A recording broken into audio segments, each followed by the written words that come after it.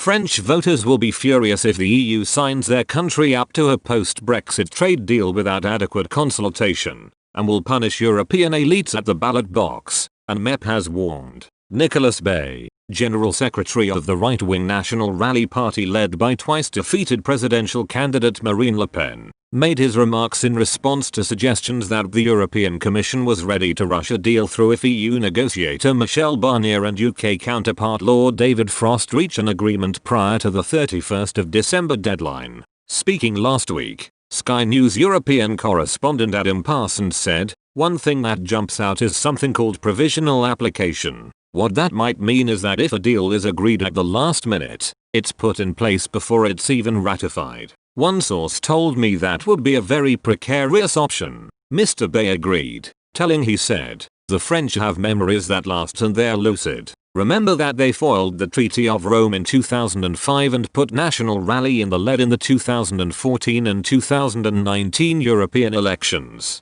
If a hasty decision were to be made, it would certainly be seen, and rightly so, as further proof of the arrogance of European elites. The media cast was unanimous, and the political class was not far from it. Since then, without having been disturbed by the result, most of the French media have continued their fake news. They persist in portraying Brexit as a disaster and the United Kingdom as solely responsible for the situation." Turning his attention to the UK's decision to quit the EU, Mr. Bay added, "I think France is in a very special situation vis-a-vis Brexit. First of all, the French media propaganda during the British referendum was appalling. We were predicting the apocalypse in the event of a Brexit victory. We announced the no as a sure thing. The European Commission has never been criticised. If you add to that the fact that many French economic interests are at stake." Speaking last week, former Brexit Party MEP Anne Widdecombe told, "If they can really do that without all of the other countries being happy,